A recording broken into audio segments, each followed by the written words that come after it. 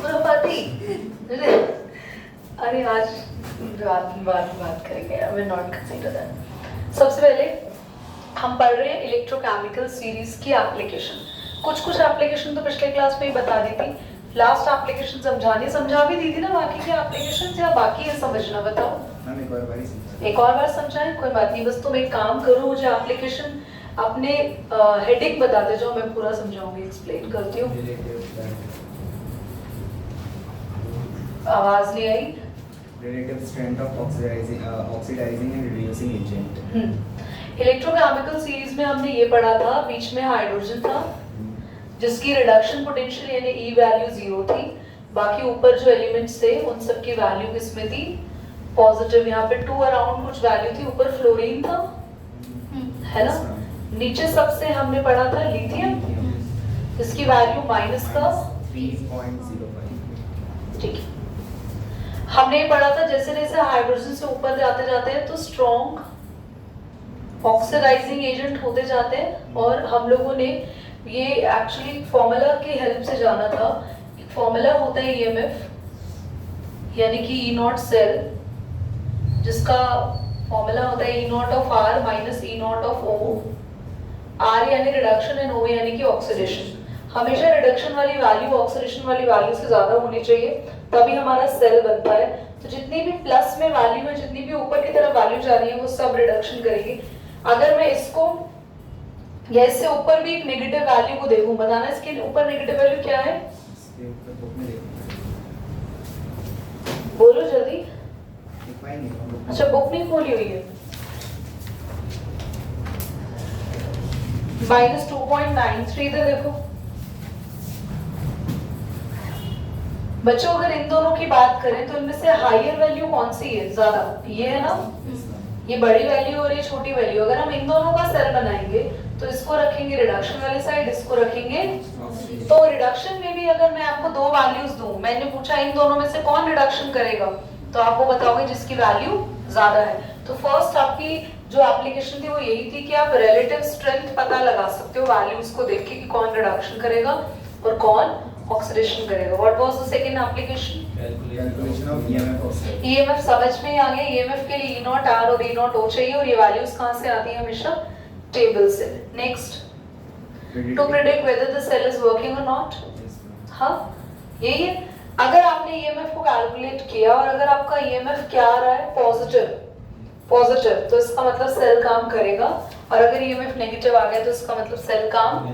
तो बच्चों, सेल को काम करना है नहीं करना वो कौन डिसाइड कर रहा है? ईएमएफ। और ईएमएफ की वैल्यू किस पे डिपेंड कर रही है? इलेक्ट्रोकेमिकल सीरीज पे। तो इसका मतलब ईएमएफ 0, ई नॉट सेल 0 आ सकता है, बट मैंने आपको पिछले क्लास में भी बोला था, उसको हम आगे पढ़ेंगे। तो let us have some patience for this concept, okay? We'll have to learn it later.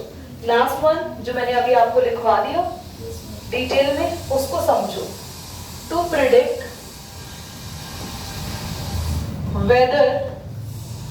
predict whether active metal can liberate hydrogen gas और नॉट। मेरी बात को ना बहुत ध्यान से सुनना। हाइड्रोजन एक ऐसा मेटल है, एक ऐसा एलिमेंट है, मेटल गलत बोला, एक ऐसा एलिमेंट है जो इलेक्ट्रॉन को गेन करके H2 गैस में भी कन्वर्ट हो जाता है, और जो इलेक्ट्रॉन को लूज करके H+ आयन में भी कन्वर्ट हो जाता है। मतलब ये रिडक्शन भी कर सकता है और ऑक्सीडेशन भी कर सकता है। पर हाइड्रोजन गैस कब रिलीज हो रही है? जब वो क्या कर रहा है? जल्दी बोलो। रिडक्शन, यानी कि उसकी वैल्यू को यहाँ रखना पड़ेगा, हायर वैल्यू होगी। और हाइड्रोजन की एक्चुअली वैल्यू है क्या? इसका मतलब है 0 से नीचे की जितनी भी मेटल्स हैं, 0 से नीचे की जितनी भी मेटल्स हैं, उन सब की वैल्यू जो है वो कम है ना। तो उन सब के साथ अगर आप हाइड्रोजन को रखते हो तो ही हाइड्रोजन क्या परफॉर्म करेगा? रिडक्शन। और तभी इसी कंडीशन में कौन सी गैस रिलीज होगी? हमारी हाइड्रोजन गैस। तो मेनली हमने यहाँ पे क्या कॉन्सेप्ट समझा? There are some active metals जिन्हें हाइड्रोजन के साथ रखना ये सब हमें समझ नहीं आ रहा बच्चों। हाइड्रोजन का एक स्टैंडर्ड इलेक्ट्रोड होता है। स्टैंडर्ड इलेक्ट्रोड मतलब हाइड्रोजन को ऐसे इलेक्ट्रोड की फॉर्म में तो बना नहीं सकते। पिछली क्लास में तो हमने सेल पढ़ा था, हमने कॉपर का इलेक्ट्रोड देखा, जिंक का इलेक्ट्रोड देखा। हाइड्रोजन तो एक गैस है, उसका कैसे इलेक्ट्रोड बनाओगे? तो उसका इलेक्ट्रोड नहीं होता। 11th क्लास में थोड़ा सा फ्लैशबैक जाओ तो कुछ आपको याद आएगा। वायर में एक प्लैटिनम था, याद आया कुछ? हम लोग यहाँ पे क्या लेते थे? HCl या कोई भी एसिड, फिर बबल्स निकलते थे और यहाँ से गैस आउट होती थी H2। कुछ अगर थोड़ा बहुत आपको याद आ रहा हो तो हमने 11th क्लास में स्टैंडर्ड हाइड्रोजन इलेक्ट्रोड पढ़ा था। ये एक ऐसा इलेक्ट्रोड है बच्चों, इसको कैथोड पे भी रख सकते हो, एनोड पे भी रख सकते हो, एज डिपेंड अपॉन कि आप इसके साथ क्या रख रहे हो। अगर आपने हाइड्रोजन को किसी ऊपर वाली मेटल के साथ रखा जिनकी वैल्यूज हायर है तो आपको इनको प्लेस करना पड़ेगा हाइड्रोजन को ऑक्सीडेशन साइड, क्योंकि मैंने आपको बताया रिडक्शन साइड उसी को रखोगे जिसकी वैल्यू क्या है, ज्यादा है, तभी आपका आंसर प्लस में आएगा और सेल आपका काम करेगा। और हाइड्रोजन को आप रिडक्शन साइड पे भी रख सकते हो अगर आप उसके साथ कौन सी मेटल ले रहे हो, उससे नीचे वाली मेटल ले रहे हो। तो हमने लास्ट में ये पढ़ा कि हम इलेक्ट्रोकेमिकल सीरीज की हेल्प से ये प्रेडिक्ट कर सकते हैं कि हाइड्रोजन गैस रिलीज होगी या नहीं होगी। तो हाइड्रोजन गैस का रिलीज होना ये कब डिसाइड होता है? जब हम हाइड्रोजन इलेक्ट्रोड को किस साइड रखें, रिडक्शन। और रिडक्शन पे रखने के लिए इसके साथ ऐसी मेटल चाहिए होती है जिसकी इलेक्ट्रॉन पोटेंशियल वैल्यू, वरना इन वैल्यूज को बोलते हैं रिडक्शन पोटेंशियल। मैंने पिछले क्लास में क्लियर किया है ये सारी वैल्यूज चाहे ऑक्सीडेशन करें पर वैल्यूज को बोलते क्या है, रिडक्शन पोटेंशियल्स।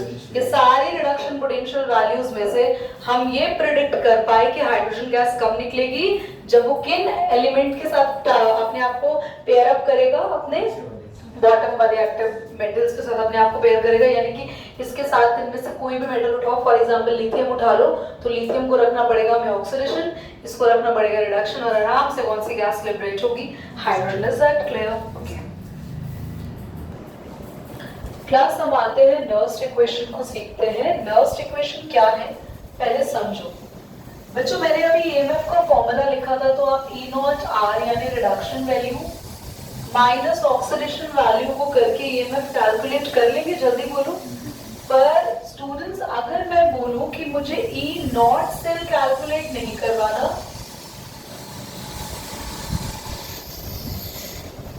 पता नहीं एक दिन खुद को वैसे न कर इसके लिए हॉलिडे खत्म हो गए। हाँ इसके भी हॉलिडे खत्म हो गए, समर वेकेशंस आ ही रहा था। तुमने देखा था? नहीं मतलब आवाज नहीं आ रही, किसी का आ रही है। मत बोलो ना ही आए तो अच्छा है। तो देखो हम लोग को जब E नॉट सेल कैलकुलेट करना था ना, तो E not of reduction minus E not of oxidation से इजीली हो जाता है। बट व्हाट अबाउट कि अगर मुझे सिर्फ E सेल कैलकुलेट करना हो, यानी स्टैंडर्ड कंडीशंस पर, तो स्टैंडर्ड वैल्यूज को पुट करके सॉल्व हो जाता है।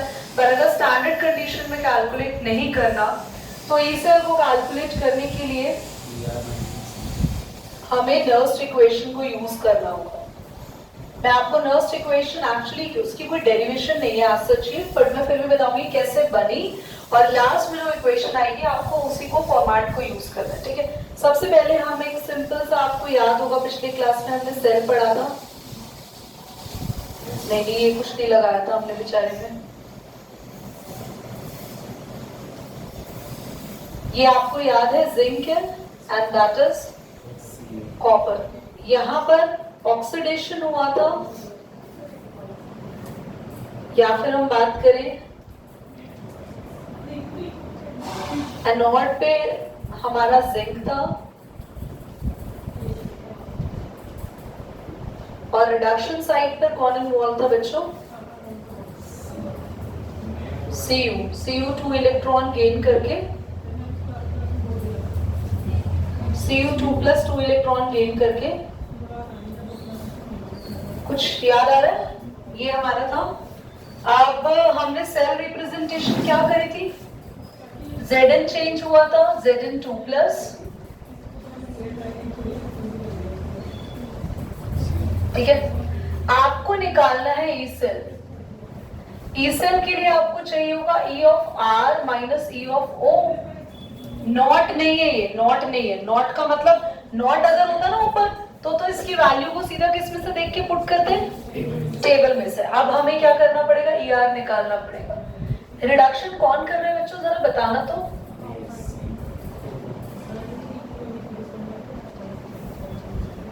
कैसे कैलकुलेट करते हैं ध्यान से देखना। E नॉट ऑफ कॉपर, भाई दीदी ये E नॉट कहां से आ गई, ये चाहिए होगा, मतलब लास्ट इक्वेशन में हमें स्टैंडर्ड वैल्यू भी चाहिए होगी इसको कैलकुलेट करने के लिए। -2.303 RT upon NF log copper standard upon में कॉपर 2+। ये याद करना है, घबराने की कोई जरूरत नहीं। अभी देख के लग रहा है थोड़ा चेंज कर देते हैं, अभी चेंज बाद में करेंगे। तो ये क्या है, यहाँ से देखो, E ऑफ कॉपर कैलकुलेट करने के लिए क्या करना है, E नॉट ऑफ कॉपर की वैल्यू चाहिए -2.303 RT अपॉन NF लॉग, हमेशा सॉलिड की कंसंट्रेशन ऊपर और आयन की कंसंट्रेशन नीचे।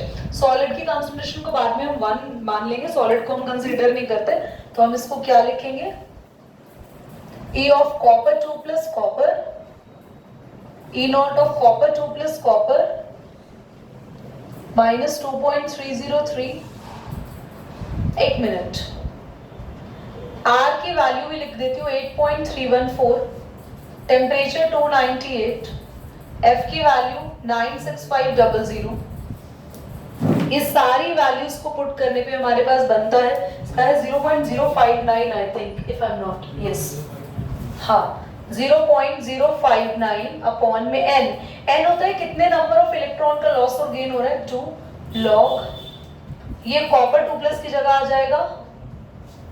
कितने बच्चों को ये समझ में आ गया एटलीस्ट अभी।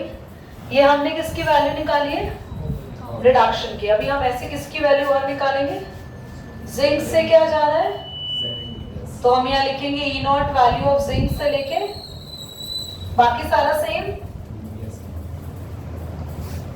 log of 1 अपॉन, ओके, मेरे को वापस से सेम नहीं लिखना, आई डिड दैट। अब मुझे फाइनल क्या निकालना है, E ऑफ, E सेल का मतलब क्या होगा, E ऑफ कॉपर 2+ से कॉपर माइनस Zn से Zn2+ भावना। अब हम ये वाली इक्वेशन यहाँ रखेंगे और इस इक्वेशन को नीचे रखेंगे। Then E naught copper 2+ copper 0.059 upon 2 log 1 upon minus, दीदी आप सीधा ही ऐसे बता देते ना हमें वैल्यू रख के, क्यों बता रहे हुए बेटा, जानना जरूरी सिर्फ इसलिए है क्योंकि आपको बिल्कुल ये नॉलेज होनी चाहिए ये कैसे बना। क्योंकि अगर आपके एंट्रेंस में कोई भी क्वेश्चन घुमा के आता है तो you are actually know about it very clearly. ये इससे पहले भी जाए ना अगर, तो इससे पहले भी लॉग नहीं होता, ये एलएन होता है। एलएन को लॉग बनाने के लिए लगाया जाता है 2.303। Now plus E not copper 2+ oblique copper, ये माइनस इसको क्या कर देगा, साथ में लिख दे।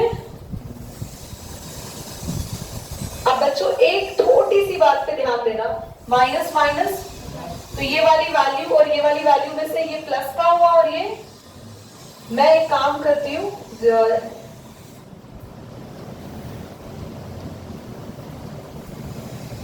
ये कॉमन ले लूं, माइनस बाहर ले लूं तो उससे क्या होगा, माइनस, समझ नहीं आया तो मैं छोड़, मेरी गलती, माय फॉल्ट। कुछ हम शॉर्टकट ले नहीं सकते ना, ये हमारी, हम एज इट इज ऊपर से नीचे उतार के लिखेंगे पहले।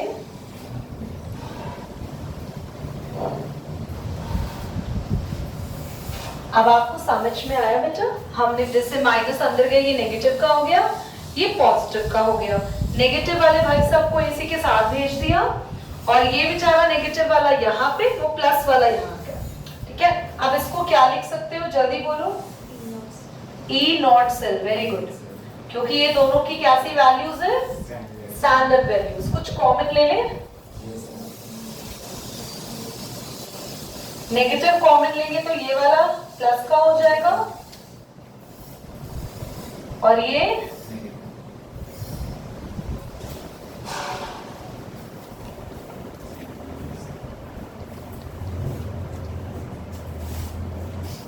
ठीक है, 1 मिनट रुकना। नेगेटिव ही है ना, हम लोग का एक दशा नेगेटिव ही है, ठीक है। अब log a minus log b क्या करें? कि मुझे लगा मैंने ही अपना दिमाग लगा लिया हो यहाँ। अरे बोल दो भाई, log a by log b। अब जब डिवाइड हो जाएगा तो हमारा आंसर क्या आया, लिख देते हैं यहाँ पे। E cell is equal to E naught cell minus 0.059 upon में n लिख दो, 2 लिखो, चलो 2 लिख देते हैं, log z in 2 plus upon में, अब स्टैंडर्ड लिख रही हूं मैं। स्टैंडर्ड यानी कि व्हाट इज स्टैंडर्ड, यानी सभी के लिए जो हमारी नर्स्ट इक्वेशन यूज होगी वो क्या होगी, E cell is equal to E not cell minus 0.059 upon n log of oxidation की कंसंट्रेशन अपॉन में रिडक्शन की कंसंट्रेशन, ठीक है। अब ये आपको सारा क्या करना है, note this part, that one and that one. करो बाब नंबर। बुक में ऑलरेडी क्वेश्चन सॉल्व्ड है, यू आर आस्किंग मी कि सही है या गलत है। अच्छा यार, मतलब this is very certain that usually जो मैं क्वेश्चन देती हूँ वो बच्चे जब ये जवाब देते हैं कि वो पेपर कंसंट्रेशन लगती बाकी सारा सेम ही आया। अरे very nice, proud on me, proud on me. तो देखो ध्यान से। अच्छा बच्चों, सबसे पहले तो आपको एक रिएक्शन दे रखी है Mg solid plus 2Ag plus, concentration है 0.001 000 है ना, 0001 molar, give rise to Mg2 plus, bracket में कितना था 130 मोलर प्लस 2Ag। एक तो आपको क्वेश्चन में क्या कहा है, क्वेश्चन ने बोला एक रिएक्शन हमने दे दी आपको दो काम करने हैं। सबसे पहले तो रिप्रेजेंटेशन करनी है। सेल रिप्रेजेंटेशन कैसे होगी, सबसे पहले बताओ ऑक्सीडेशन कौन कर रहा है, Mg, चार्ज बढ़ रहा है उसका, Mg से Mg2 प्लस ऑक्सीडेशन लिखना है, ब्रैकेट में Mg की कंसंट्रेशन लिखनी है, बीच में सॉल्ट ब्रिज बनाना है, और किसकी, अब रिडक्शन वाली बात किससे होगी बच्चों, 2Ag प्लस, हाँ वो 2 ना आगे वो पावर में यूज होगा, वो अलग कॉन्सेप्ट है, हाँ करनी पड़ेगी आपको। क्लियर हो गया ये। अब आपको निकालना है ई सेल, जिसका फॉर्मूला क्या है, E not cell minus 0.059 upon n log oxidation minus E not cell पहले से गिवन है 3.17, 0.059 एन की वैल्यू हमें, इलेक्ट्रॉन कितने ट्रांसपोर्ट हो रहे हैं दोनों तरफ, 2, लॉग ऑक्सीडेशन ये कर रहा है 0.130। बच्चों जो रिडक्शन कर रहा है उसके आगे जो भी स्टोइकियोमेट्री नंबर होता है ना वो पावर में आ जाता है, तो 0.0001 की पावर आ जाएगी आपके पास। इज दैट क्लियर, ठीक है।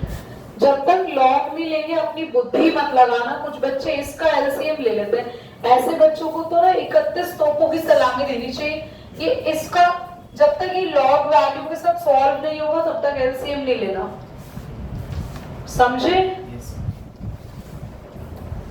यस मैम, जल्दी बोल देते हैं, पेपर में सबसे ज्यादा गलत बच्चे करते हैं सब।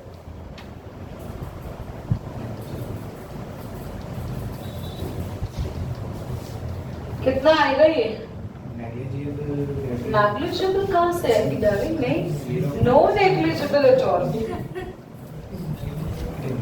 तुसी तो कमाल करती था, आपने तो इनकी खामियां ही निकाल ली।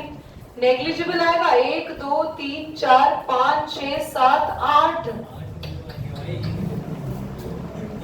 की गल करते हो तुसी बेटा, आपने यहाँ निकाला 1000, एक जीरो कट गई, दो जीरो कट गई, तब भी नेग्लिजिबल नहीं आ रहा। इतने पैसे तुम्हें दे दे अगर हम, तुम नेग्लिजिबल बोलोगे इसको? हाँ बताओ भाई। अब लॉग लेने की बात पे भी बड़े आप लोग बोल रहे थे हमें तो आता है, हमें तो आता है। लॉग अगर गलत आया ना तो चार्टा लगेगा लॉग निकालो, ये मत कहना लॉग टेबल नहीं है। तो हमारे पास लॉग अगर आप लोगों ने कैलकुलेट नहीं करा तो मैं बता देती हूँ। देखो इधर 3.17 माइनस 0.059 अपॉन में 2 लॉग 13 इंटू, ऐसे देखो मल्टीप्लायर तो प्लस में चेंज हो जाएगा, ठीक है? या आप मेरी बात समझ ध्यान से बच्चों, आपके पास 13 का लॉग क्या आएगा? 13 के जीरो में, जीरो मीन डिफरेंस कितना आ रहा है? 13 के जीरो में जीरो, टेबल देखो 1139। पॉइंट किसके बाद लगेगा? दो डिजिट है ना, तो में से एक माइनस करेंगे,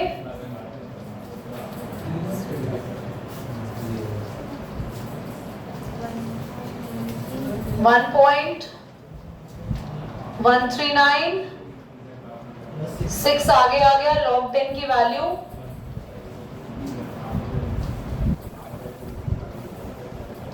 कितना आएगा क्लास से? 7.139। सॉल्व अब खुद कर लेंगे। चलिए भावना करो बच्चों।